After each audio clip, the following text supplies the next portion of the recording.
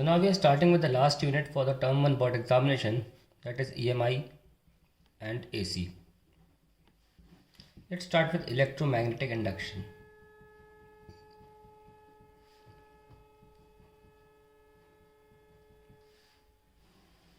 सबसे पहले we start off with Faraday's law. Faraday का लॉ ये था कि अगर कोई कॉइल है और उसमें गैल्वेनोमीटर लगाया हुआ है, उसकी डिफ्लेक्शन के लिए जो सुई है, नीडल जिसको देखा जा रहा है, he observed that if the magnet is brought closer, the needle deflects, and if the magnet is stationary, the needle comes back to the same position. If the magnet is taken away, the needle deflects in the opposite direction. Secondly, if the to and fro motion of the magnet is faster, the magnitude of the deflection is higher. So यहाँ से दो result निकल के आते हैं. पहला, there is a current induced, EMF भी लिख सकते हैं, induced in the coil till there is a change in flux linked with the coil. क्योंकि जब फ्लक्स भले मैक्सिमम था पर चेंज नहीं हो रहा था, तब तक कोई EMF या करंट इंड्यूस नहीं हो रहा था. चेंज बहुत ज़रूरी है. दूसरा, जब जल्दी जल्दी किया तो बढ़ गया. तो ना कि सिर्फ फ्लक्स का चेंज ज़रूरी है, जितनी जल्दी वो चेंज हो रहा है वो भी ज़रूरी है. इसलिए the second statement is mathematical, that is EMF induced is directly proportional to rate of change of flux. और इसको हम लिखते हैं EMF is equals to minus का d∅dt, where negative sign gives the polarity of the EMF, or we can say direction of current. Now इस direction of current को Lenz law से समझा जाता है. तो पहला फैराडेज लॉ के, दूसरा लेंज लॉ हो गया. लेंजेज लॉ से समझा जाता है, जो कहता है the direction of current induced would be such that it opposes the very cause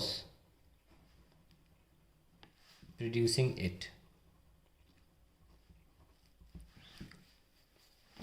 Now कहने का मतलब ये है, सपोज कोई एग्जांपल ले लेते हैं लेंजेज लॉ में. सपोज ये एक वायर है, इसमें करंट जा रहा है और ये एक रिंग है. हमें इस मेटालिक रिंग में करंट डिफाइन करना है. सपोज ये करंट इंक्रीजिंग है. सबसे पहले हम क्या करेंगे, करंट की वजह से कहीं भी एक एरो बना लेंगे रिंग के अंदर और देखेंगे कि मैग्नेटिक फ्लक्स जो है इस करंट की वजह से वो किस डायरेक्शन में है. ठीक है. तो हम देख सकते हैं कि ये बार्ट-सवार्ट लॉ की मदद से I क्रॉस R हम देख सकते हैं कि इट इज़ आउटवर्ड. एक तो हमारा जो मैग्नेटिक फ्लक्स है वो बाहर की तरफ है, डायरेक्शन वाइज आउटवर्ड है. और दूसरी बात, इंक्रीजिंग भी है ना, आउटवर्ड भी है और इंक्रीजिंग भी है. इसका मतलब जो इंड्यूस्ड करंट इसमें होगा वो अपोज करेगा इस आउटवर्ड फ्लक्स को, क्योंकि आउटवर्ड को करंट इंक्रीजिंग है तो फ्लक्स भी बाहर की तरफ बढ़ रहा है. तो बाहर की तरफ बढ़ने को कैसे रोकेगा, अगर करंट अंदर की तरफ, अगर इंड्यूस्ड फ्लक्स अंदर की तरफ होगा तो नेट फ्लक्स कोशिश करेगा कि वो जितना था उतना ही रहे, बढ़े नहीं. तो हम जानते हैं कि जब मैग्नेटिक फील्ड लाइंस अंदर होती हैं तो करंट क्लॉकवाइज होता है. सो that is how we decide how the polarity or the direction of current will be. So that means the induced flux would be such that इस एग्जाम्पल के लिए लिख रहा हूँ, that it opposes the increase of flux in outward direction. तो वो कैसे हो सकता है, सिर्फ अंदर जनरेट करके ही हो सकता है. और जब अंदर आप फ्लक्स एक बार निकाल लें तो अंदर का मतलब रखें, इनसाइड अगर मैग्नेटिक फ्लक्स आ रहा है तो करंट क्लॉकवाइज होगा, और अगर आउटसाइड मैग्नेटिक फ्लक्स आ रहा है तो करंट एंटी क्लॉकवाइज होगा। एक और सिंपल से एग्जांपल ले लेते हैं। सपोज़ मेरे पास एक कॉइल है, और मैं यहाँ मैग्नेट पास में लेकर आता हूँ ऐसे, तो नॉर्थ पास आ रहा है। नॉर्थ पास आने से क्या होगा, फ्लक्स इंक्रीज होगा। तो नॉर्थ पास ना आए इसलिए ये पोलैरिटी भी नॉर्थ हो जाएगी, और जहाँ भी नॉर्थ होती है वहाँ पे करंट एंटी क्लॉकवाइज हो जाता है ऐसे, ठीक है। और ये साउथ है तो ऑब्वियसली यहाँ क्लॉकवाइज होगा। तो लेंजेस लॉ ये कहता है। दूसरी बात, लेंजेस लॉ जो है वो कंजर्वेशन ऑफ एनर्जी के सिद्धांत पे टिका हुआ है। ये पूछा जा सकता है, कंजर्वेशन ऑफ एनर्जी के सिद्धांत पे टिका हुआ है। मैं थोड़े एग्जांपल्स और ले लेता हूँ लेंजेस लॉ के। सपोज़ ये एक वायर है और एक कॉइल है, आप दूर लेके जा रहे हैं, तो एक एरो अंदर ले जाइए और आई क्रॉस आर करिए। सबसे पहले क्या करना होता है, हमें डायरेक्शन देखना होता है। दूसरे स्टेप में क्या देखते हैं कि फ्लक्स इंक्रीज़ हो रहा है कि डिक्रीज़ हो रहा है, और जब ऐसा हो जाए तो जो भी हो रहा है हमें उसको अपोज करना है, ठीक है। तो ये देखिए, पहले हमने एरो बनाया तो ये क्लॉकवाइज है, आई क्रॉस आर, तो फील्ड अंदर होगी, यानी कि फ्लक्स अंदर होगा। अभी कॉइल दूर जा रही है, तो पास में हम जानते हैं कि वायर के लिए फॉर्मूला होता है KI/A2, यानी कि डिस्टेंस से इन्वर्सली प्रोपोर्शनल है। आप अगर कॉइल को दूर ले जाएंगे तो कॉइल में से फ्लक्स पहले ज़्यादा जा रहा था, अब कम जा रहा है, यानी कि फ्लक्स डिक्रीजिंग है। अंदर है और डिक्रीजिंग है, तो अंदर ही बढ़ाने के लिए फ्लक्स को इंड्यूस अंदर ही होना पड़ेगा। जब फ्लक्स अंदर इंड्यूस होता है तो करंट क्लॉकवाइज होता है, ठीक है। अब सिंपल तरीका बता दूंगा आपको, बहुत सिंपल, ध्यान सुनिएगा। अगर डिक्रीजिंग हो रहा है, फ्लक्स डिक्रीजिंग है, तो इंड्यूस्ड फ्लक्स उसी डायरेक्शन में जनरेट कर दीजिए। इंड्यूस फ्लक्स जनरेट या प्रोड्यूस या इंड्यूस इन सेम डायरेक्शन। और अगर किसी सवाल में फ्लक्स इंक्रीज हो रहा है तो अपोजिट डायरेक्शन में फ्लक्स इंड्यूस कर दीजिए, अपोजिट डायरेक्शन। और अगर अंदर आ रहा है आंसर तो आप लिख दीजिए क्लॉकवाइज, और अगर इसका रिजल्ट बाहर आता है तो लिख दीजिए एंटी क्लॉकवाइज। जैसे कि मैं आपको एग्जांपल देता हूँ, ये एक कॉइल है और ये मैग्नेटिक फील्ड है, और मैंने मैग्नेटिक फील्ड टाइम डिपेंडेंट ली है, BT, okay, it's a function of time. Minus का K कैप अंदर की तरफ है। तो सपोज़ मैं कह रहा हूँ मैग्नेटिक फील्ड मैं इंक्रीज़ कर रहा हूँ अंदर की तरफ, ठीक है। तो अगर अंदर की तरफ इंक्रीज़ कर रहा हूँ तो इसके हिसाब से क्या हुआ, अपोजिट डायरेक्शन में, तो इंड्यूस फ्लक्स क्या होगा, बाहर की तरफ, उसके हिसाब से करंट एंटी क्लॉकवाइज आ गया, ठीक है। अगर मैं एक और एग्जांपल ले लूँ, सपोज ये डिक्रीजिंग है, करंट डिक्रीजिंग और कॉइल जो है वो दूर जा रही है। सबसे पहले क्या करेंगे आप ये एरो बना लेंगे, और ये क्या है, फ्लक्स जो है, खैर इसको दूर ले जाने तो है नहीं क्योंकि करंट ऑलरेडी मैं डिक्रीजिंग कर रहा हूँ। Let me actually do one thing, I will not change current, let me take a steady current, okay, and then I take the coil away from it, क्योंकि बात एक ही हो जाएगी, फिर दूर भी ले जा रहे हैं और डिक्रीज भी है तो एक ही बात है, उसमें कुछ ज़्यादा फर्क नहीं पड़ेगा। तो एंटी क्लॉकवाइज यानी कि आउटवर्ड है, ठीक है। अगर आउटवर्ड है आपका फ्लक्स, और दूसरी बात ये कॉइल दूर जा रही है तो यानी कि इस रीजन में हायर फील्ड है और दूर जाने पर कम फील्ड है, यानी कि डिक्रीजिंग है। तो यानी कि जिस डायरेक्शन में हमारा एक्सटर्नल अप्लाइड फ्लक्स है वायर की वजह से, क्योंकि ये डिक्रीजिंग था, उसी डायरेक्शन में ही इंड्यूस होना चाहिए, तो फिर करंट क्या हो जाएगा, एंटी क्लॉकवाइज, ठीक है। मैं फिर दिखाता हूँ, उसमें थोड़ा हौच-पौच हो गया। ये करंट डिक्रीजिंग है और सॉरी स्टडी है, और कॉइल दूर जा रही है, यानी कि कॉइल में जो फ्लक्स होगा, पहले डायरेक्शन देख लो भाई, पहले डायरेक्शन देख लीजिए, बाहर की तरफ है एंटी क्लॉकवाइज, क्योंकि आई और क्रॉस आर बायट-सवाट के हिसाब से बाहर की तरफ है, बाहर मतलब, ठीक है। अब ये कॉइल दूर जाने की वजह से ये कॉइल एक हायर मैग्नेटिक फ्लक्स रीजन से लोअर मैग्नेटिक फ्लक्स रीजन जा रही है, यानी कि इस कॉइल के थ्रू फ्लक्स डिक्रीज़ हो रहा है। जैसे ही पता लगे डिक्रीज़ हो रहा है, आप इंड्यूस फ्लक्स भी उसी डायरेक्शन में कर दीजिए जिस डायरेक्शन में पहले अप्लाइड फ्लक्स यानी कि करंट की वजह से फ्लक्स था, ठीक है। तो लेंजेस लॉ सोचना ही नहीं पड़ा, हमने ये कॉन्सेप्ट एक तरह से रट लिया, ठीक है, क्योंकि MCQ है, कोई आपसे रीज़न नहीं पूछेगा, कोई आपसे थ्योरी लिखवाएगा नहीं, तो ये आप कर सकते हैं। और एग्जांपल देख सोचता हूँ मैं ले सकता हूँ कि नहीं, क्योंकि टाइम इतना स्पेंड नहीं कर सकते ना इस पर। आप मेरे एग्जाम्पल्स देख लीजिए please, 1 marker, I please suggest you कि आप मेरे 1 मार्कर ज़रूर देख लें। बहुत सारे 1 मार्कर्स हैं ACMI पर जिसमें मैंने बहुत सारे एग्जाम्पल्स लिए, तो उसको हम आगे छोड़ देते हैं। चलिए अब हम बात करते हैं मोशनल EMF की। मोशनल EMF 3 प्रकार के डेरिवेशंस हमारे सिलेबस में हो सकते हैं। एक तो मैग्नेटिक फील्ड में से एक रेक्टेंगुलर कॉइल निकालने वाला बाहर, एक रॉड के रोटेशन का, और एक कॉइल, किसी भी शेप की कॉइल के रोटेशन का इन मैग्नेटिक फील्ड। ये तीनों के लिए फॉर्मूला पता होना चाहिए मोशनल ईएमएफ का। पहला ये देख लेते हैं चलिए। फर्स्ट,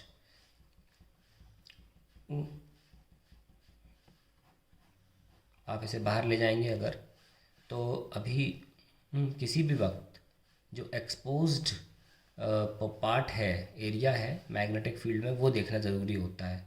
ईएमएफ इज़ माइनस का D phi by D T, EMF is minus का D by D T of magnetic field तो कांस्टेंट है, and area, this length is constant, however this length is varying x. So we have minus का D by D T, B L यहाँ ले लो, minus भी बाहर ले लो, and D x by D T. Now x is decreasing, जैसे जैसे हम आगे जा रहे हैं एक्स डिक्रीज हो रहा है, तो d x by D T will be minus का वेलोसिटी, और वी हैव प्लस का बिलीव, तो ऐसे याद रख लीजिए, बिलीव से B L V, believe. Rod के लिए फॉर्मूला क्या बनेगा? अगर मैग्नेटिक फील्ड है और रॉड रोटेट कर रही है तो क्या फॉर्मूला है? ध्यान से देखेंगे, ये लो रॉड रोटेट कर रही है, तो ईएमएफ क्या होता है? Change in flux upon delta T. Uniform velocity भी रॉड रोटेट कर रही है, इसलिए मैं एवरेज फॉर्म में भी निकाल सकता हूँ। तो टोटल फ्लक्स होता है बी इंटू एक साइकिल में कितना एरिया स्वेप्ट किया, पाई एल स्क्वायर के बराबर अगर लेंथ एल है तो, और यहाँ से हिंज्ड है, ओके। और टाइम कितना लगता है? 2 पाई बाय ओमेगा, अगर ओमेगा से रोटेट कर रही तो ये पाई स्पाई cancel, so answer is V L square omega by 2। और अगर आप एल ओमेगा को वी मान लें तो L omega believe by 2 will be the answer in terms of velocity V. अगर इसकी बात करें तो किसी भी ओरिएंटेशन में ये मैग्नेटिक फील्ड है, सॉरी ये एरिया वेक्टर है और ये मैग्नेटिक फील्ड है, उनके बीच में एंगल थीटा है, तो किसी भी वक्त जो फ्लक्स है वो है बी ए कॉस थीटा। और नंबर ऑफ टर्न्स अगर एन मानना चाहे तो मान सकते हैं, तो ईएमएफ हो जाएगा माइनस का D phi by D T. So N B A cos theta हो जाएगा माइनस साइन थीटा, माइनस पहले से लगा हुआ है तो प्लस हो जाएगा, और थीटा का D theta by D T. So E एक कॉइल के रोटेशन में आंसर आता है N B A D theta by D T will be omega and sine theta will be sine omega T. So E max value कितनी होगी? It will be N B A omega. So ये बहुत important terms हैं। इसमें answer क्या आया? Believe, इसमें आया B L square omega by 2 या बिलीव बाई 2, इसमें आया N B A omega sine omega t, ये आंसर है।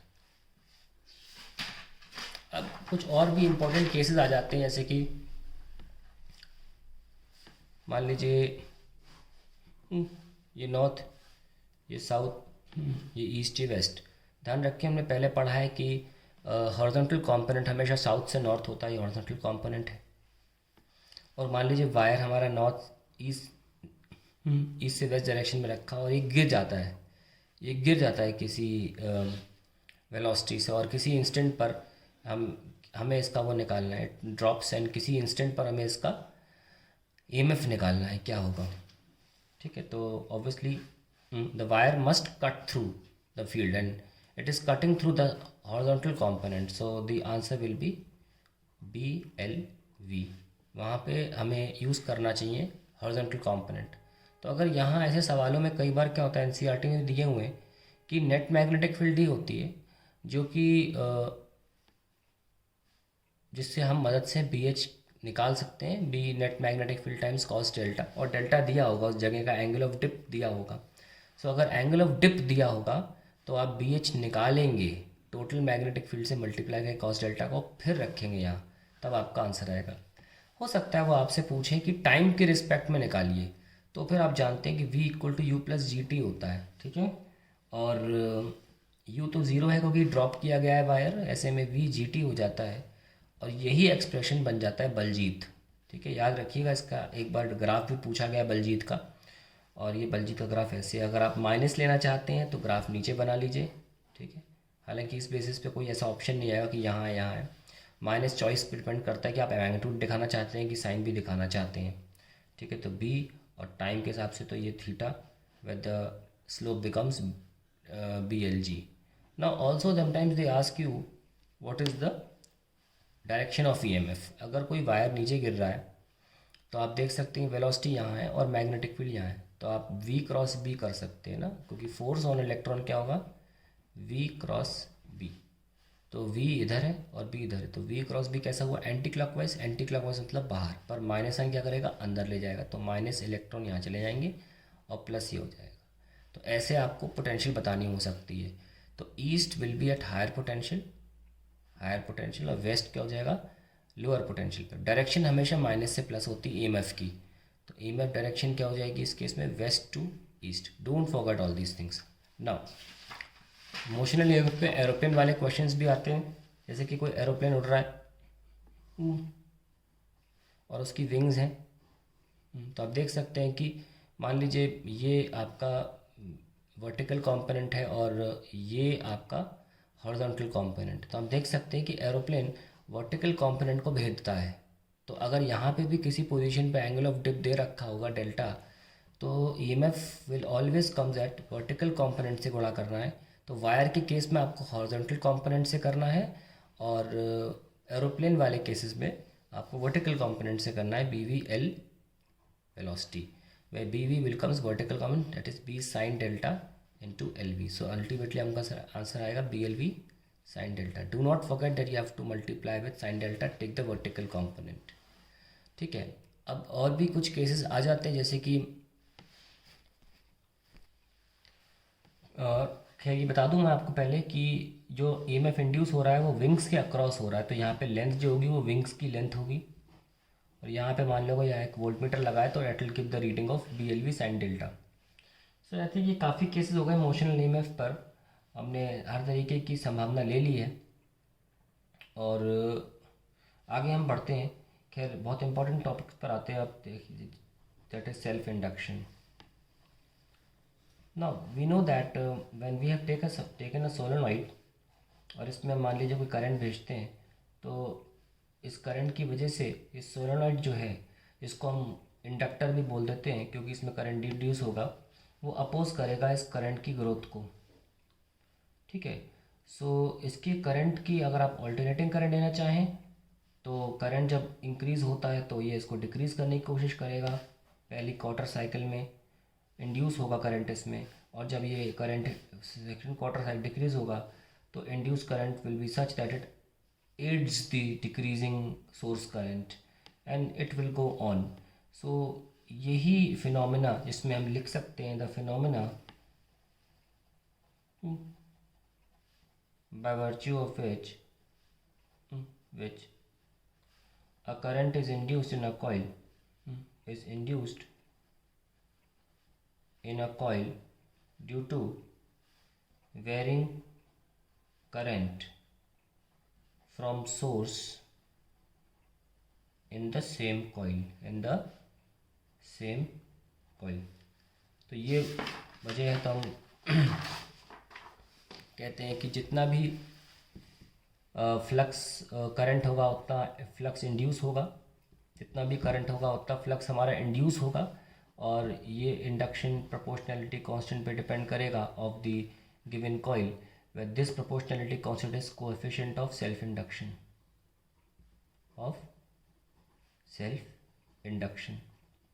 इसको हम निकाल भी सकते हैं, इसकी value.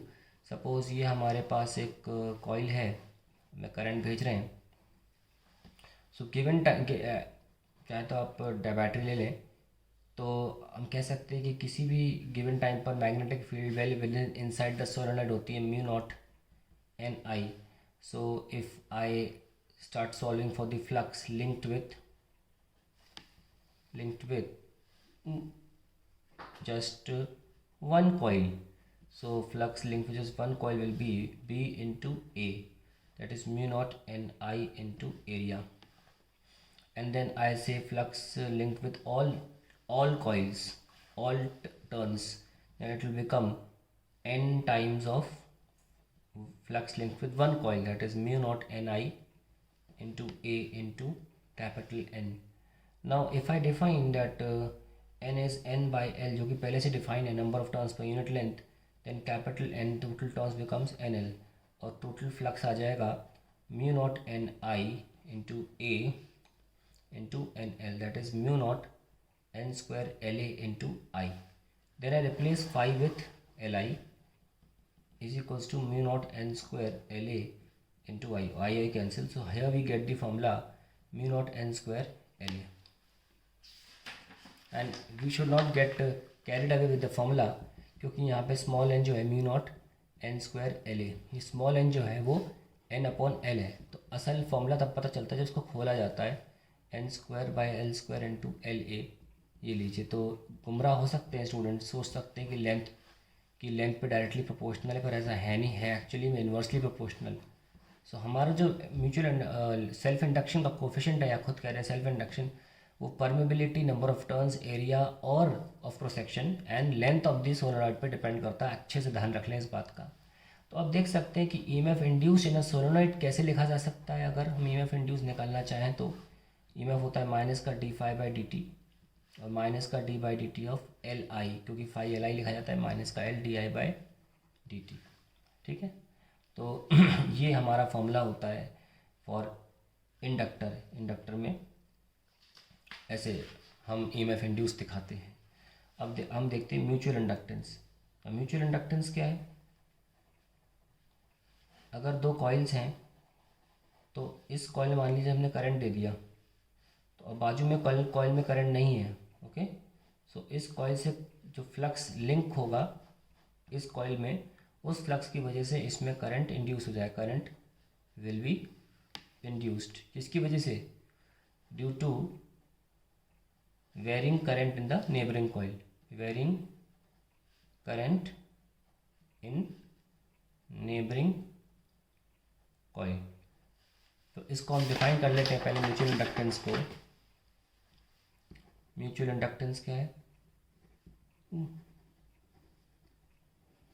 It is defined as the phenomena, it is a phenomena, define नहीं लिखना चाहिए, it is a phenomena, actually it is a phenomena by virtue of which a current is induced in a coil due to linked with varying flux of the neighboring coil। तो अब इसकी value भी निकाल लेते हैं। Obviously जो flux induce होगा वो करंट पे डिपेंड करेगा, और यहाँ प्रोपोर्शनलिटी कांस्टेंट बिकम्स m। ना इफ आई टेक से अ कॉइल लाइक दिस और दूसरी कॉइल में ले लूँ, तो सबसे पहले निकाल लेते हैं कि हमने करंट इसमें दिया, तो इसकी मैग्नेटिक फील्ड, सपोज ये सोलेनॉइड 1 है और सोलेनॉइड 2 है, तो B1 होगी म्यू नॉट N1I। तो हमें नंबर ऑफ टर्न्स तो इसके लेने पड़ेंगे ना, लेकिन इसमें हम फ्लक्स लिंक करा रहे हैं, तो flux linked with second coil of the first will be 2 1, और ये सिर्फ एक, for just one turn, for one turn it will B B1 into area, that is mu naught N1I into area A। अब total flux निकालना हो तो we will have to multiply by the turns of the second coil, है ना, क्योंकि second से link करा रहे हैं ना। so into N2, और N2 can be written as N1 N small n2 into L। so we have mu naught N1 N2 LA और I, और टोटल फ्लक्स को हम MI लिख सकते हैं। तो ये लीजिए म्यूचुअल इंडक्टेंस आ गया। अब ध्यान रखें कि अगर पहली कॉइल में करंट था और दूसरी में इंड्यूस कराया, तो आया, मान लीजिए कुछ भी लिख लें 2 1, और अगर दूसरी में करंट है और पहली में इंड्यूस कराया है तो लिखेंगे M1 2। ये सफिक्स उल्टे भी हो सकते हैं, डिपेंड करता है डिफाइन कैसे किया जा रहा है, आप मर्जी से डिफाइन कर सकते हैं, लेकिन ध्यान रखें हम इसको बोलते हैं M21 इज़ M1 2, बराबर होते हैं, हमेशा सेम आएंगे, mu naught N1 N2 LA, यही आता रहेगा आंसर। ठीक है, अब एक बड़ा फेमस क्वेश्चन है जो बोर्ड एग्जाम में कभी पूछा जाता है कि अगर कोई कॉइल है इसमें करंट दे रहा है MI, तो म्यूचुअल इंडक्टेंस निकालना है of the two concentric coils where this has a radius very very less than the radius of the larger coil capital R से, and this become small R. तो इसे कैसे करना है, सबसे पहले हम फ्लक्स निकालेंगे, सबसे मैग्नेटिक फील्ड निकालेंगे लार्जर कॉइल का, which will be K I by R into 2 pi. Circular coil का ये फॉर्मूला होता है। फिर हम फ्लक्स लिंक कराएंगे अंदर की कॉइल से, K I by R into 2 pi into pi R square, and then just take 5/I which will become m, and that is the answer 2k pi square r square by r। ठीक है, so this way the question can also be asked that m is proportional to r square by r। ध्यान रखिएगा, इस तरीके से question JEE में आ चुका है, वह एम एस प्रपोर्शनल टू पूछा गया था, नहीं सॉरी नीट में आया था ये। ठीक है, प्रोपोर्शनैलिटी पूछी गई थी कि एम किसके प्रोपोर्शनल होगा। ध्यान से देखिए, रेडियस के स्क्वायर के और of the smaller coil and the capital R of the larger coil. So इस तरह के क्वेश्चन आ सकते हैं, ध्यान रखिएगा, ये तो बड़ा फेमस क्वेश्चन है, आता बहुत है। ना एक ही डिवाइस है जो हमारे ईएमआई के चैप्टर में ज़्यादा इम्पोर्टेंट है, एंड दैट इज़ जनरेटर। और जनरेटर किस प्रिंसिपल पे काम करता है, इलेक्ट्रोमैग्नेटिक इंडक्शन पे। मैग्नेटिक इंडक्शन होता क्या है कि कॉइल्स के भी मैग्नेटिक पोल्स के बीच में एक कॉइल रखी होती है और वो रोटेट करती है। मान लो कॉइल ऐसे वर्टिकल रखी है, और जैसे ही वो मूव करती है उसके थ्रू फ्लक्स चेंज होता है, फ्लक्स चेंज होगा तो ईएमएफ इंड्यूस होगा, which is electromagnetic induction. And इसके कुछ पार्ट्स होते हैं कि एक स्लिप आपको स्लिप रिंग्स मिलेंगी, ठीक है, ऐसे दूसरी स्लिप रिंग ये होगी, और ब्रशेस होंगे इस तरीके से, और लोड से कनेक्टेड होगा। ठीक है, now the parts are that it's an armature coil wounded over by copper wire, over by copper wire। ठीक है, पहली चीज़ तो ये मेटालिक स्लिप रिंग्स, ओके, और 3 ब्रशेस, ये सब कुछ पार्ट्स हैं इसके। और हालांकि इनके बारे में कुछ नहीं पूछा जाएगा कि इनका फंक्शन क्या है, कुछ नहीं, सिर्फ ये पूछा जाएगा इसका प्रिंसिपल क्या है। और इसका जो ग्राफ बनता है वो मैंने पहले कॉइल का बना दिया है सेम, जो फॉलो करेगा E is equals to NBA omega sine omega t. तो ये ओमेगा की स्पीड से मूव कर रहा है, जस्ट मेक द ग्राफ, कुछ इसके अलावा पूछा नहीं जाएगा इसमें कुछ भी। ठीक है, तो ये हाईएस्ट वैल्यू होगी NBA ओमेगा, और 0 180 90 and so on, that's it. So इसकी ई मैक्स पूछे सकते, what is the maximum value of it, you can just write NBA omega. That's all about generator. Principle important है, electromagnetic induction, and the graph is important. ठीक है, सो generator भी हो गया, और ईएमआई में इतना काफ़ी है। इंडक्टर और इन सीरीज एंड पैरेलल बहुत बड़ी बात है नहीं, so I M not taking that in this video, I am only taking the important parts. Let's start with alternating current. ना ऑल्टरनेटिंग करंट ये होता है कि जब भी आप जनरेटर से जनरेट करते हैं, पोलैरिटी बदलती रहती है, और जब पोलैरिटी बदलती रहती है एक नियमित रूप से सेम फ्रीक्वेंसी पे, then we definitely get a sine wave. Okay, so current और वोल्टेज दोनों हमें साइन वेव के थ्रू मिलते हैं, कॉस वेव में मिल सकते हैं, डिपेंड करता है कि बुक्स में किस तरीके से प्रिंटेड है। अक्सर बुक्स साइन थीटा फॉलो करती हैं, तो हम साइन को ही फॉलो कर रहे हैं, तो this is how we write alternating voltage sine omega T, और I will be I naught sin omega t plus minus phi, where phi is the phase। now what is the phase? see, अगर कोई चीज़ गोल गोल move कर रही है तो angular position को हम बोलते हैं उसकी फेज। ठीक है, और अगर दो चीज़ें हम दिखाना चाहते हैं तो उनके बीच में, जैसे मान लीजिए पहली किसी इंस्टेंट पर ओमेगा टी मूव कर चुकी है और दूसरी फाई एंगल आगे है, तो फाई उस वक्त हो जाएगा फेज डिफरेंस, यानी कि एंगुलर पोजीशंस के बीच में जो सेपरेशन है, एंगुलर सेपरेशन, उसको फेज डिफरेंस से दिखाया जाता है।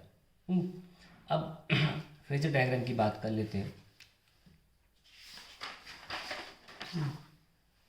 देखिए, हम जब भी कोई रोटेटिंग वेक्टर को, जब भी कोई चीज़ साइन थीटा में डिफाइन होती है, हम उसको रोटेटिंग वेक्टर के या रोटेटिंग एरो के रूप में भी दिखा सकते हैं।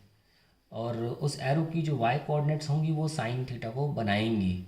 तो हमारा जो एरो है वो हमारा मैक्सिमम एम्पलीट्यूड दिखाता है। यहाँ पे देखिए arrow length maximum amplitude of the phasor.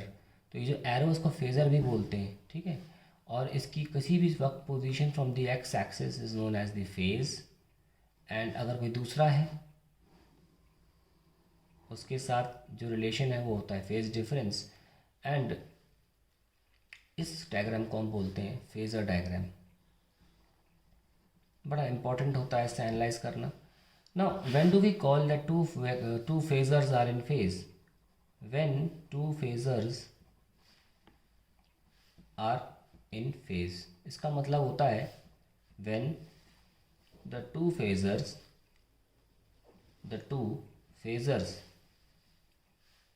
attain their maximum value at the same time, तब हम बोलते हैं कि दो फेजर्स फेज में हैं। और कब बोलते हैं आउट ऑफ फेज? जब when the two phasors attain their maximum value at a separation of at an angular separation of pi radians, या टाइम के हिसाब से बोलें तो t/2 टाइम, कि मतलब एक ने अपनी वैल्यू अटेंड कर ली मैक्सिमम, दूसरे ने आधे टाइम पीरियड के बाद करी। एक बात ध्यान रखना, फेजर डायग्राम में, इन फेजर डायग्राम बोथ फेजर्स, एक बहुत इंपॉर्टेंट बात है, phasors must have same frequency. अलग अलग फ्रीक्वेंसी पे ये मूव नहीं कर सकते, ठीक है। तो हम फेजर डायग्राम बनाने जा रहे हैं एक रेजिस्टेंस सर्किट का। So let me take just a resistance circuit. यहाँ पे E बराबर E0 sine omega T voltage दिया जा रहा है। So E is equals to E0 sine omega T, and then we can simply write E equals to I R होता है, I naught R sine omega T, R से R cancel, sorry. So I equals to I naught sine omega T. जब मैं E से I पर आया तो मेरे फेज़ में कोई चेंजेस नहीं आए, यानी कि current and voltage are in phase. और बता दिया मैं आपको इन फेज़ का मतलब क्या होता है, आर इन फेज़। तो अगर मुझे फेज़र डायग्राम बनाना होगा तो मैं कैसे बनाऊंगा? मुझे गोला बनाने की जरूरत नहीं, बस एरो दिखा दूंगा। अक्सर E ज़्यादा होता है, ज़रूरी नहीं हमेशा ज़्यादा हो, लेकिन नॉर्मली E की वैल्यू ज़्यादा होती है, तो मैं हमेशा E का वैल्यू एरो बड़ा बनाता हूँ। तो इस एरो पे मैं E लिख रहा हूँ, लेंथ तो एरो की E0 होगी मैक्सिमम, पर एरो पे E लिख रहा हूँ। और उसी एरो पर I भी आएगा, क्योंकि दोनों को साथ में ट्रैवल करना होगा, दोनों की फेज़ हमेशा सेम रहेगी। तो ऐसे बनाते हैं हम फेज़र डायग्राम। और अगर साइनसॉइडल डायग्राम बनाना है तो ये सपोज आपका E का डायग्राम है, तो बिल्कुल फेज़ में होना है, सब उनकी मैक्सिमम वैल्यू सेम टाइम पे अटेन होगी। देखो सेम टाइम पे अटेन हुई, और मिनिमम वैल्यू भी कह सकते हो सेम टाइम पे, कोई भी वैल्यू कॉरेस्पॉन्डिंग सेम टाइम पे अटेन होगी तो वो इन फेज कहलाएंगे। तो ये हमारा सिर्फ R ओनली सर्किट है। अब आता है हमारा L ओनली सर्किट। मान लीजिए हमने इंडक्टर लिया और हमने उसको AC से लगाया, जो कि E बराबर E0 साइन ओमेगा टी है। हम किरचॉफ लॉ लगाते हैं, that is total voltage E plus, और हम इसमें जो इंड्यूस होती है उसको एप्सिलॉन से दिखाते हैं, is equals to current into resistance. हम मान के चल रहे हैं कि इंडक्टर की अपनी कोई रेजिस्टेंस नहीं, वैसे भी कॉपर वायर की बनती है इंडक्टर, और ये भी कनेक्टिंग वायर कॉपर की हैं, तो हम ज़ीरो ले सकते हैं रेजिस्टेंस, ठीक है। तो E और खोलते कैसे हम सिखाए थे आपको, माइनस का L डी/dt इक्वल टू ज़ीरो। ना E को खोल लीजिए, sine omega t is equals to L नीचे आ जाएगा, dt यहाँ और आ जाएगा di। जब इंटीग्रेट करेंगे तो आएगा E0 upon omega L cos omega T dt is equals to I। अब ऑब्वियसली हम इसको ऐसे लिख सकते हैं, I is equals to E0 by omega L sine omega T minus π/2। ऐसा हमने इसलिए लिखा क्योंकि हमारे पास जो करंट आया है वो इस तरह से आया है। We can also write sine, क्योंकि हमने इंटीग्रेट किया, माइनस साइन लिखाना भूल गया मैं, और जब मैंने इस कॉस को लिखा sine 90 minus pi by two, class 10th का फॉर्मूला, तो 90 माइनस पाई बाई टू था, लेकिन माइनस साइन जब अंदर गया तो उसने पलट दिया।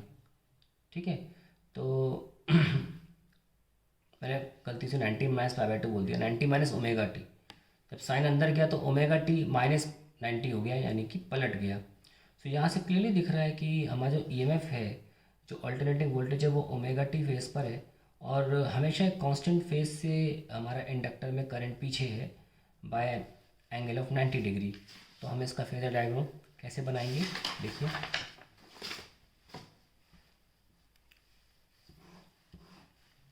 तो अगर हम बना रहे हैं यहाँ पे ई, जो कि ओमेगा टी पर है, तो करंट पीछे रहेगा by an angle pi by to.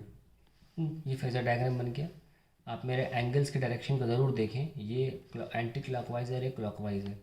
और अगर मुझे साइनसॉइडल ग्राफ बनाना है, तो अगर मैं ई ऐसे बनाता हूँ, ध्यान से देखिएगा, तो हमारा जो आई होगा वो कैसे बनेगा, मैंने ई बना दिया है, तो आई बनेगा हमारा ऐसे, जहाँ पे इसकी मिनिमम वैल्यू वहाँ मैक्सिमम अटेन होगी, पाई बाय टू पीछे है, और ये हमारा ग्राफ है। ठीक है, चलिए, ऑलवेज रिमेंबर, जो ग्राफ में ये ई को दिखा रहा है और ये आई को दिखा रहा है, जो भी ग्राफ में पीछे दिखे वो लीड करता है, वो आगे है। तो एनीवेज इस भाषा को भी लिख लेते हैं। We can see that E is leading I by pi by two, so E leads I by pi by two in case of inductor. Now let's come to C only circuit.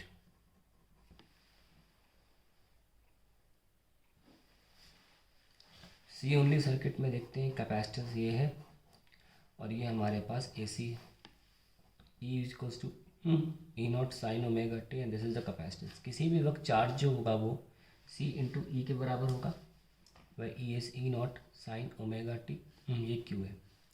Now we can differentiate to get the current instantaneous C E naught sin omega T का omega यहाँ आ जाएगा और cos omega T हो जाएगा। So we have I is equals to E naught 1 by omega C and this is cos omega T, क्योंकि इसकी कोई unit होती नहीं, ये E naught है तो उनको रेजिस्टेंस होना पड़ेगा। So E naught by XC which we call reactance of capacitor cos omega t, and then finally we have I naught cos omega T. Now हम देख सकते हैं कि cos फॉर्म में आया साइन आई करंट, और कोई माइनस साइन नहीं है आगे, और हमारा जो ई है वो साइन फॉर्म में है, और cos थीटा हमेशा लीड करता है साइन से, leads sine theta by pi by two. ठीक है, तो तुरंत हम देख सकते हैं कि current leads voltage by pi by two in C only circuit. इसका भी फेजर डायग्राम बना लेते हैं।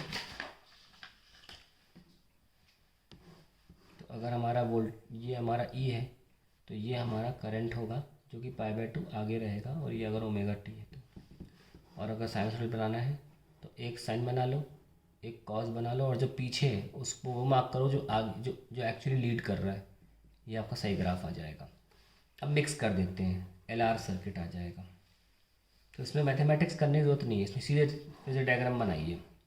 अब क्योंकि हम LR सीरीज सर्किट की बात कर रहे हैं तो करंट दोनों में सेम होगा, तो हम क्या कर सकते हैं कि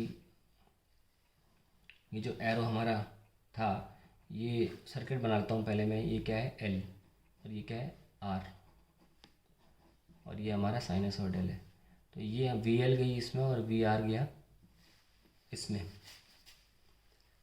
तो हमको पता है करंट तो सीरीज़ में सबको बराबर जाएगा, तो जो VR है उसी के साथ हमेशा करंट होता है, क्योंकि हमको पता है कि रेजिस्टेंस के केस में V और I फेज़ में होते हैं, पर एट द सेम टाइम जो इंडक्टर में करंट है वो, क्योंकि करंट तो सेम ही है, करंट तो यहाँ से चेंज हो नहीं सकता अब, तो इंडक्टर की वोल्टेज को 90 डिग्री आगे बनाना पड़ेगा हमको, और ये हमने बना दिया। ठीक है, तो दिस इज़ VL। तो this is how you make the diagram for the LR circuit. और अगर आपको नेट वोल्टेज सर्किट में चाहिए इस वक्त, तो फेज़र सम से मिलेगी, वो ये होगी, और वो दिखता थोड़ा वेक्टर सम की तरह है। तो नेट वोल्टेज कितनी है, VL square plus VR square. Remember that in AC आप एल्जेब्रिक सम नहीं कर सकते, आपको वेक्टोरियल की तरह सम करना पड़ता है। ठीक है, चलिए ये भी हो गया। और अब बात करते हैं CR सर्किट की। बना लेते हैं सी, और ये आर, इसमें भी वैसे ही बनाएंगे कि हमारा जो वी है वो इधर की तरफ है आर, और करंट हमेशा वी आर के साथ ही रहेगा, रेजिस्टेंस के वोल्टेज के साथ रहेगा। हालांकि करंट को इस बार में 90 डिग्री आगे दिखाना है तो वी सी को नीचे बनाना पड़ेगा, और फिर इसको हम वेक्टोरली ऐड करेंगे, जिसको फेज़र वाइज ऐड करना बोलते हैं, फेज़र अलजेब्रा कहते हैं। ये हमें वी मिल जाएगा V C square plus V R square. तो ये फेज़र डायग्राम हमारा हो गया इसका सी आर का। तो फाइनली हमारा एल सी आर सर्किट बचता है,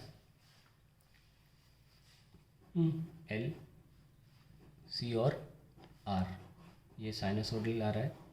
और अगर हम डायग्राम बनाएं तो सपोज़ हमने मान के चला कि वी एल ज़्यादा है वी सी से, आप कुछ भी ले सकते हैं, ऐसा हार्ड एंड फास्ट नहीं है, मैं सब समझाने के लिए रहा हूँ। वी एल ज़्यादा है क्योंकि मैं काम और कर सकता हूँ, क्यों ना मैं आसान डायग्राम के लिए ऑलरेडी इस एक्सिस को, इस एक्स एक्सिस को ओमेगा टी पे रोटेटेड मानूँ, तो बार बार उधर बनाने के बजाय मैं इसी एक्सिस पे बना सकता हूँ। तो वी आर और ये आई, तो ये मान के चलें कि एक्सिस ओमेगा टी पे ऑलरेडी रोटेटेड है, ठीक है। और ये वी सी है थोड़ा कम, तो ये हमने सारे बना दिए, और सम करने के बाद ये हो जाएगा V L minus V C, ये तो वी आर है, आई ए है, और finally this is I my net voltage V L minus V C का स्क्वायर प्लस वी आर का स्क्वायर, ठीक है। ये कहानी आ गई। तो ये हमारे पास phasor diagram L C R circuit का बन गया है। आइए हम अलग अलग रिस्पेक्टिव रेजिस्टेंसेस की बात कर लेते हैं। इन रेजिस्टेंस सर्किट हमारी जो रेजिस्टेंस को रेजिस्टेंस ही बोलते हैं, है ना, और उसका साइन होता है ओम्स, मतलब उसका यूनिट ओम्स होता है, दिखाते आर से। नाउ इन इंडक्टर सर्किट जो हमारी रेजिस्टेंस होती है उसको रिएक्टेंस कहते हैं, ठीक है, और उसको दिखाते एक्सएल से, और होता बराबर ओमेगा एल के, ठीक है। और अगर हम बात करें कैपेसिटर सर्किट की, कैपेसिटर सर्किट, तो फिर उसको भी रिएक्टेंस ऑफ कैपेसिटर बोलते हैं, ऑफ कैपेसिटर, और एक्सी से दिखाते हैं, इट इज़ 1/ओमेगा सी, ध्यान रखें इस बात का। तो अब देखते हैं इम्पीडेंस क्या होता है। Know what is impedance, Z से दिखाते हैं, is the total obstruction offered to an alternating current by circuit loads. अब लोड्स कौन कौन से होते हैं, 3 प्रकार के लोड्स पाए जाते हैं, रेजिस्टेंस, इंडक्टेंस एंड कैपेसिटेंस, ठीक है। ये लोड्स हैं और ये ऑफ़र क्या करते हैं, ये ऑफ़र करते हैं रेजिस्टेंस, ये दोनों ऑफ़र करते हैं रिएक्टेंस, ठीक है। सो अगर हम बात करें एक एल आर सर्किट की, तो वोल्टेज जो आई थी वो आई थी V L minus V L square, ठीक से लिख लेते हैं, V L square plus V R square आई थी, और करंट तो हमारे पास आई ही था। तो जो जेड आएगा इस केस में वो फॉर्मूला सेम रहेगा, वी अपॉन आई। शुरू करते हैं इसको, V L square plus V R square upon I. Now V L can be written as I into X L, formula same रहता है ओम्स लॉ की तरह, प्लस आई आर का स्क्वायर अपॉन आई। अगर हम आई बाहर निकाल लें तो इम्पीडेंस क्या आ गई, X L square plus R square. तो यहाँ से पता चलता है कि इम्पीडेंस भी वोल्टेज की तरह वेक्टर सम है। तो यहाँ से हम इम्पीडेंस ट्रायंगल बना सकते हैं, आगे हमें कुछ करना नहीं पड़ेगा। तो हम बना सकते हैं आर यहाँ पे और एक्स एल यहाँ पे, इसको बोलते हैं इम्पीडेंस ट्रायंगल, ठीक है। तो ये एक्स एल है, तो हमारी जेड जो है वो वेक्टर सम एक तरह से, that is X L square plus R square. और जो फेज डिफरेंस है उसको tan फाई के रूप में लिख सकते हैं, that is X L by R, which can also be written as V L by R, ठीक है ना। अगर सी आर सर्किट की बात करें तो ऑब्वियसली ये आर होगा और ये एक्स सी होगा, और ये ऐसे बन जाएगा, और finally we can write Z equals to X C का स्क्वायर प्लस आर का square, and tan phi is equals to xc by r, which is definitely negative. Remember that in a CR circuit it is a negative. और अगर खोलना भी चाहें तो आप इसको खोल सकते हैं, ओमेगा एल बाय आर, और ये हो जाएगा 1/ओमेगा सी आर tan phi। और अगर मैं LCR सर्किट की बात करूं तो ये हमारा आर है। जहाँ भी आप आई दिखा रहे थे या वी आर दिखा रहे थे और जहाँ वी एल वी सी दिखा रहे थे वहीं पर आप उनके रिएक्टेंसेस भी दिखा सकते हैं। ठीक है, तो V L minus V C की जगह replace by X L minus X C and this is my final answer, that is X L minus X C का स्क्वायर प्लस आर का square and this tan phi can be calculated as X L minus X C divide by R. तो ये सब हमारी impedance है, ये total impedance है circuit की। नाउ एक इम्पोर्टेंट कॉन्सेप्ट यहाँ पे आता है, दैट इज रेजोनेंस। रेजोनेंस क्या होता है कि when all three circuit loads are connected but impedance Z equals to R only, तब रेजोनेंस हो जाता है। यानी कि आपका सर्किट में केवल ऐसा महसूस होगा कि सिर्फ रेजिस्टेंस ही लगी है, इवन तो सब है। ये कब होगा? ऑब्वियसली अब tan phi की बात करें तो X L minus X C by R लिखेंगे, और जब सिर्फ सर्किट में आर होता है तो हम जानते हैं फाई ज़ीरो होता है। वो कब हो सकता है? जब X L minus X C zero हो जाए, न्यूमरेटर ज़ीरो हो जाए। यानी कि X L minus X C जब होता है इक्वल टू ज़ीरो, और you can say X L equal to X C zero, तब हम एक्स एल इक्वल टू तो हम बोलते हैं कि हमें रेजोनेंस का प्राप्ति हो रही है। तो उस दौरान फ्रीक्वेंसी क्या होनी चाहिए सर्किट में, हम निकाल रहे हैं resonating frequency, that is equals to 1 by root L C, और लीनियर फ्रीक्वेंसी केस में it is 2 pi into 1 by root L C. This is the case of resonance. So resonance में होता क्या है, वी गेट हाईएस्ट करंट, या maximum बोल सकते हैं, मैक्सिमम करंट। दूसरा we get maximum power dissipation, ठीक है। तीसरा we can say we have tan phi equal to zero. चौथा we can also say V L equal to V C. पाँचवा we can also say X L equal to X C. Six we can say omega equals to 1 by root L C. ये कुछ तरीके हैं हमें बताने के कि resonance है। ठीक है, मैक्सिमम पावर डिलीवर्ड बोलें या डिसिपेटेड बोलें, ये कुछ तरीके से आपको क्वेश्चन में बोला जा सकता है। डायरेक्ट ना बोलें भली कि रेजोनेंस है, इस तरीके से बोल सकते हैं टू ऑब्टेन मैक्सिमम करंट। और ध्यान रखें कि रेजोनेंस एक एलसीआर सर्किट की प्रॉपर्टी है। एलसीसीआर सर्किट में यार आर या एल या सी सर्किट में इंडिविजुअली कभी रेजोनेंस नहीं पाई जाएगी। रेजोनेंस चाहिए तो तीनों लगे होने बहुत ज़रूरी है, तभी रेजोनेंस की प्राप्ति होती है।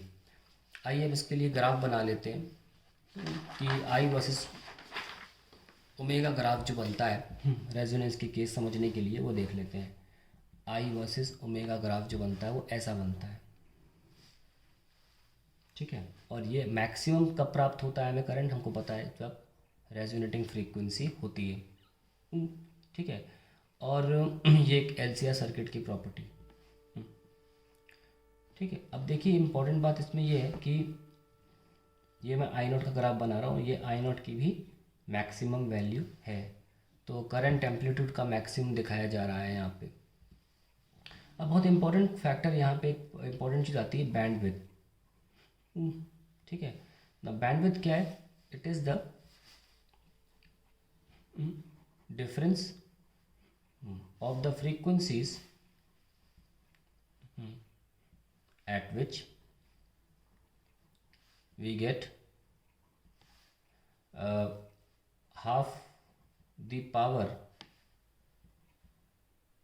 maximum power, okay, maximum power at resonance. That means अगर मैं पावर का ग्राफ बनाऊं और रेजोनेंस पे पावर की जो मैक्सिमम वैल्यू होगी पी मैक्स, उसकी आधी पर जो हमें फ्रीक्वेंसीज मिलेंगी ओमेगा 1 ओमेगा 2, इनका जो डिफरेंस होगा ओमेगा 2 माइनस ओमेगा 1, उसको हम 2 डेल्टा ओमेगा से दिखाते हैं, क्योंकि ये रेजोनेटिंग फ्रीक्वेंसी है। इसके इधर की जो डिफरेंस है वो डेल्टा ओमेगा है, इधर का भी सेम डेल्टा ओमेगा है, and this is known as the bandwidth. हम डिटेल्स में नहीं जा रहे, फॉर्मूला बता देते हैं कि 2 डेल्टा ओमेगा का फॉर्मूला होता है R by L. Very very important formula, very very important formula, ठीक है। और सिर्फ डेल्टा ओमेगा चाहिए तो it is R by 2L। Do not forget this formula, it's extremely important, ठीक है। Now let's talk about Q factor. Now what is the Q factor? Q factor is known as the it is the measure of the sharpness or selectivity of the I versus omega curve of the LCR circuit. ठीक है ना। Suppose, और मैं एक बात और बता दूं कि पावर में तो आधे पर होता है। अगर ये आई नॉट मैक्स है तो इस आई नॉट मैक्स के बाय रूट टू क्वान्टिटी पर हमें जो ओमेगा वन ओमेगा टू मिलता है वो भी बैंडविथ है, omega two minus omega one. ठीक है। सो पावर में आधे पर और करंट एम्पलीट्यूड के रूट टू पे हमें ये प्राप्त होता है, that is 2 delta omega. Now Q factor की बात कर रहे थे, that is suppose I have a curve like this and I have a curve like this pointed one. Okay, so अगर मैं इसकी बात करूं, आई नॉट मैक्स की बात करूं, तो इसके 1/√2 पर हमें ओमेगा वन यहाँ मिल रहा है, ओमेगा टू यहाँ मिल रहा है। और मैं इसकी बात करूं जो हायर पे है, उस पे हमें आई नॉट मैक्स पर 1/√2 पे हमें ओमेगा यहाँ मिल रहा है और यहाँ मिल रहा है। हम क्लियरली देख पा रहे हैं कि जिसकी करंट एम्पलीट्यूड कम है, जो फ्लैटेंड है, उसका बैंडविड्थ जो है वो ज़्यादा है। और बैंडविड्थ ज़्यादा होना गंदी बात होती है, ठीक है, एक एलसीआर सर्किट में। और नीचे ऊपर ऊंचाई वाले का बैंडविड्थ कम है, तो अगर मैं इसको कर्व 2 मानूँ, उसको कर्व 1 मानूँ, तो bandwidth of curve 2 is less than bandwidth of curve 1 and hence I will prefer curve 2 circuit जिसमें कर्व 2 बन रहा होगा उसको प्रेफर करूँगा मैं। अब ऐसा क्यों होता है सुनिए, और सिलेक्टिविटी भी क्यों बोलते हैं इसको। सपोज़ मेरे पास ये है कर्व, मैं रेडियो रेजोनेंस की बात करके समझाऊंगा। सपोज़ मेरा जो चैनल है रेड FM 93.5 पे चलाता हूँ मैं, आई नॉट बाई रूट टू यहाँ मिलता है, यहाँ मिलता है, ये 90 है, 97 है, बराबर बराबर होना चाहिए गैप, इसलिए मैंने 97 लिया। जब मैं ट्यून करता हूँ रेडियो, तो एक्चुअली मैं कैपेसिटेंस को चेंज कर रहा होता हूँ, और कैपेसिटेंस को चेंज करके मैं अपने सर्किट की फ्रीक्वेंसी को रेड एफएम की फ्रीक्वेंसी से मैच करने की कोशिश करता हूँ, ताकि मुझे मैक्सिमम करंट मिले और maximum current will be giving me the perfect sound. But problem ये होती है, जैसे ही हमारी सर्किट की ट्यूनिंग इस बैंडविड्थ के रीजन में एंटर करती है, ये म्यूज़िक को पकड़ने लगती है, पर हमें बेहतर म्यूज़िक कम मिलेगा सिर्फ रेजोनेंस पर। तो इस पूरे रीजन में खराश सी आती है, डिस्टर्बेंस भी कैच हो जाती है। तो हम भी बिल्कुल नहीं चाहते कि बहुत पहले से ही हमें फ्रीक्वेंसीज कैच करने लगे। हम चाहते हैं कि पिन पॉइंट जहाँ पे फ्रीक्वेंसी मैच होनी है, इसके बहुत करीब अगर होना भी है तो मिनिमम दूरी पर हमें ये नॉइज़ मिलने लगे। तो अगर हमने अपने सर्किट की रेजिस्टेंस को कम किया, हम एल और सी कम नहीं कर सकते, बढ़ा नहीं सकते, ध्यान रखना एल और सी फिक्स्ड होते हैं, हम रेजिस्टेंस को कम कर सकते हैं। तो इस सर्किट की रेजिस्टेंस यानी कि ओमिक रेजिस्टेंस आर है, इसकी वजह से करंट कम है। अगर मैं इस R1 को R2 में तब्दील कर दूं यानी कि छोटा कर दूं, तो करंट बढ़ जाएगा, जिसकी वजह से हमारी बैंडविड्थ कम हो जाएगी। यानी कि सपोज ये 93 है और ये 94 है, तो केवल 1 यूनिट फ्रीक्वेंसी में हमें चैनल को सर्च करना होगा। तो इसे बोलते हैं सिलेक्टिव हो जाना कर्व का। तो बेहतर होता है कि बैंडविड्थ कम हो, और इसीलिए क्वालिटी फैक्टर जो ज़्यादा होने का मतलब होता है ज़्यादा पॉइंटेड कर्व होना, ज़्यादा शार्पनेस है, ज़्यादा सिलेक्टिविटी होना। सो क्वालिटी फैक्टर ज़्यादा तो सिलेक्टिविटी ज़्यादा, शार्पनेस ज़्यादा, सिलेक्टिविटी ज़्यादा। और इसका फॉर्मूला होता है that is resonating frequency divided by the bandwidth. आप देख सकते हैं कि क्वालिटी फैक्टर का बैंडविड्थ से इन्वर्स रिलेशन है। रेडियो रेजोनेंस में समझा दिया है, और बैंडविड्थ का क्वालिटी फैक्टर से रिलेशन भी समझा दिया है। अगर फॉर्मूला देखना चाहते हैं तो आप देख सकते हैं कि resonating frequency by 2 delta omega है, ये होती है 1/√LC, और 2 डेल्टा में बताया था कि 1R/L होता है, सो यू गेट 1/R√L/C। ठीक है। और ध्यान रखें कि आप जब भी बैंडविड्थ को कम या ज़्यादा करना चाहें, आप L और C को नहीं छेड़ सकते, आपको R को ही बदलना होगा। तो Q फैक्टर का R से इन्वर्स रिलेशन है, इसको आप छू भी नहीं सकते, ध्यान रखना, इसको नहीं चेंज कर देना। सवाल है NCERT में का जिसमें बोला गया है Q फैक्टर को डबल करना है, तो R को आधा करना पड़ेगा, और कोई चारा नहीं है आपके पास। ठीक है, ये क्वेश्चन आ भी सकता है। चलिए, क्यू फैक्टर हो गया।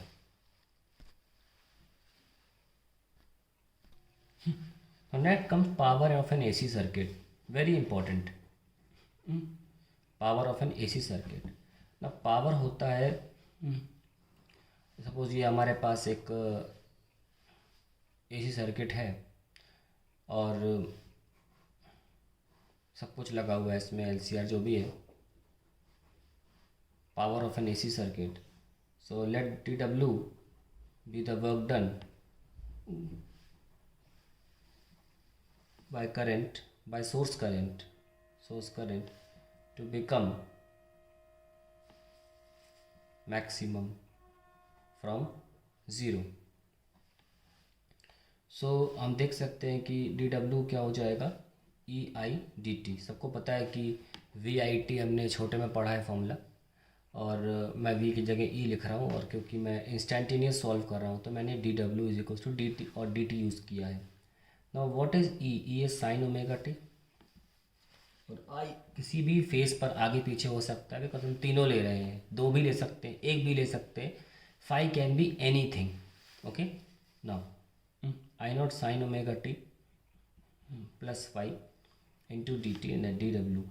नाउ dW क्या हो जाएगा, E naught sine omega, E naught I naught sine omega T, और ये sine omega T cos phi plus cos omega T sine phi D T. मैं बहुत ही इंपॉर्टेंट बात करने जा रहा हूँ, ध्यान सुनिएगा. Sine square omega T cos phi plus E naught I naught sine omega T cos omega t equal come sine 2 omega t divide by 2 and sine phi, और डी टी आप यहाँ ले सकते हैं नीचे. तो dW by dt will be instantaneous power, which is E naught I naught cos phi into sin square omega t, को can write 1 minus cos 2 omega t divided by 2 plus E naught I naught by 2 sin phi sin 2 omega t. Now you can see that एक तो constant term है E naught I naught cos phi by 2, और एक बाकी दो terms जो हैं वो फ्रीक्वेंसी वाले हैं, cos phi cos 2 omega t divide by 2, and this I am not writing again because जगह नहीं है. पर अब देखिए तो कांस्टेंट टर्म में से गोली मारो. चलिए देखो यहाँ पे हमने करंट जो लिया उसकी फ्रीक्वेंसी थी ओमेगा, ओके, और हमने जो वोल्टेज जो लिया उसकी फ्रीक्वेंसी भी ओमेगा है, पर इंस्टेंटेनियस पावर की फ्रीक्वेंसी 2 ओमेगा आई है. तो एक बहुत इंपॉर्टेंट पॉइंट है जो ध्यान रखिएगा कि अगर मैं ग्राफ बना रहा हूँ, सपोज़ मैं ग्राफ बनाता हूँ, एक वाला ग्राफ ऐसे बना लिया और एक मैंने ऐसे बना लिया, तो इसमें एक क्रेस्ट आया तो पावर के इसमें एक क्रेस्ट अब दोनों आ जाएंगे. तो ये जिसमें ज़्यादा फ्रीक्वेंसी वाला कर्व होगा वो पावर का होगा, ध्यान रखिएगा. तो मैंने ये चीज़ देखने के लिए इंस्टेंटेनियस पावर का फॉर्मूला यहाँ पे डिराइव किया, वहीं छोड़ दीजिए. अब हम अगले डेरिवेशन में जा रहे हैं, इसमें हम एवरेज पावर निकालेंगे, ठीक है. तो वो हमें यहाँ से उठाना है, ये स्टेप आप दोबारा लिख लेंगे. that is dW is equals to E naught I naught sin square omega t cos phi dt plus E naught I naught sin 2 omega t upon 2 sin phi dt. सो अगर मैं इंटीग्रेट करूँ total work done आ जाएगा E naught I naught cos phi integration of sine square omega t d t 0 से t time period तक plus E naught I naught divide by 2 sine phi integration of sine 2 omega t d t 0 से time period t तक. ना sign 2 omega T 0 से t time period तक आपको 0 दे देगा area under the curve, और ये दे देगा t by 2 E naught I naught into t by 2 cos phi. तो यानी कि integration of sine square omega t d t 0 से t टाइम पीरियड तक दे देगा आपको t बाई 2. अगर मैं वर्क के नीचे टाइम ले आऊँ तो ये हो जाएगा एवरेज पावर, जो आ जाएगा E naught I naught cos phi divide by 2, and then I can write E naught by 2 as E R M S. Every one knows what is E R M S. I am taking √2 into √2 की जगह पर. So E naught by √2 becomes E R M S and I naught by √2 becomes I R M S cos phi. So this is a very important term we are getting, average power as ERMS, IRMS, cos phi. But this is a very important term as well. Cos phi is known as the power factor of LCR circuit. Okay. Now power factor की बात करें तो अगर हम करें कि resonance का 7वां case ये है कि अगर कोई बोले कि cos phi 1 हो रहा है तो इसका मतलब है केस रेजोनेंस का है, लेकिन सर्किट को LCR होना पड़ेगा. ठीक है ना। रेजिस्टेंस ओनली सर्किट की बात करें, रेजिस्टेंस ओनली सर्किट, इसमें सिर्फ रेजिस्टेंस है तो कॉस फाई 1 होता ही है।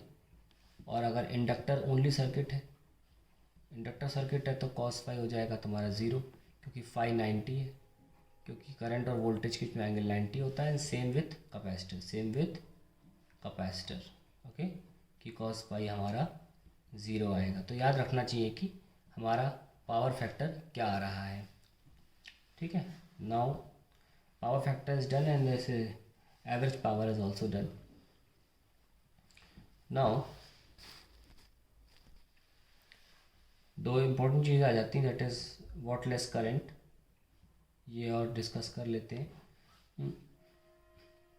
सपोज़ हमारे पास ये हमारा, जैसे हम बनाते हैं फेजर डायग्राम में, ये ई है और ये मान लीजिए आई है, ये ई है आरएमएस और ये आई आरएमएस है, और इनके बीच में 5 फेज डिफरेंस मान लीजिए, क्योंकि मैंने एरो को ऑलरेडी ओमेगा टी पे घुमा हुआ माना है एक्स एक्सिस को। तो इस आई आर एम एस के एक दो कंपोनेंट है, तो इसी दिशा में I R M S cos phi और एक इस दिशा में I R M S sine phi. तो हम देखें कि इस E R M S and I R M S sine phi are at 90 degree from each other. तो इसका मतलब इसकी वजह से, इस करंट की वजह से पावर आएगी वो क्या आएगी, E R M S into I R M S cos phi, sorry sine phi into क्या एंगल 90 में, तो कॉस 90। तो फेज डिफरेंस जो है इस आई आर एम एस और I R M S sine phi, जो कि आई आर एम एस का एक अलग साइन फाई कॉम्पोनेंट है, वो 90 डिग्री है। उस वजह से पावर कंज्यूम्ड 0 आ रही है ना, कॉस 90 0 होता है। सो power consumed by the IRMS sine phi is 0। So इसको बोलते हैं वॉटलेस करंट, इसीलिए बोलते हैं। और जो IV या IRMS कॉस फाई है, इसको हम बोलते हैं वॉटफुल करंट, ठीक है। और लास्ट जो चीज़ आ जाती है हमारी, वो है ट्रांसफार्मर, क्योंकि वर्किंग तो पूछ ही नहीं सकते MCQ में, बेसिक बात जान ले कि पहली चीज़ हम बता देते हैं आपको क्या है ट्रांसफार्मर में, अदरवाइज़ बहुत लंबी चीज़ है ये, छोटी मोटी चीज़ नहीं है, ठीक है। तो मैं सिंपल बता देता हूँ।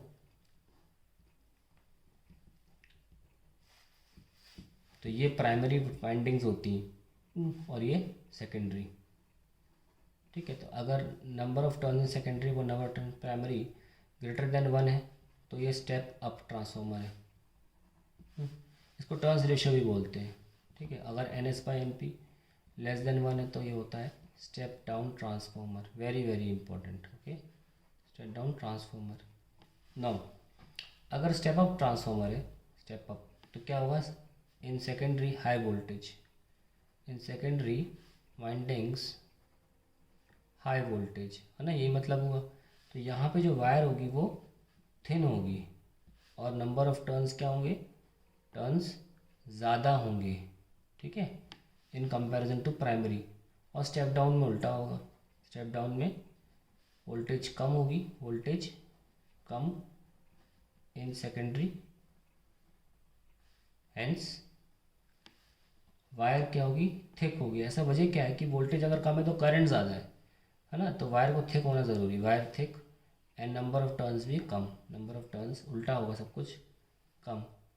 तो ये कुछ पूछा जा सकता है। एक प्रिंसिपल पूछ सकते हैं which is mutual inductance for transformer, mutual inductance. और बहुत इंपॉर्टेंट चीज़ है दैट इज़ लॉसेस, ओके। कुछ लॉसेस होते हैं, कॉपर लॉस, है ना, आयरन लॉस, फ्लक्स, और ये क्या कहते हैं, हिस्टेरेसिस लॉस, है ना। तो ये कॉपर हीट लॉस होता है, आयरन लॉस होता है तुम्हारा एडी करेंट्स वाला, हिस्टेरेसिस ये आपका हो गया, और भी फालतू लॉसेस हैं, लेकिन सबसे इम्पोर्टेंट तो यही है। और कैसे कैसे इनकी रेमेडी है वो भी आपको हल्का सा देख लेना चाहिए। तो that is the end of ACEMI।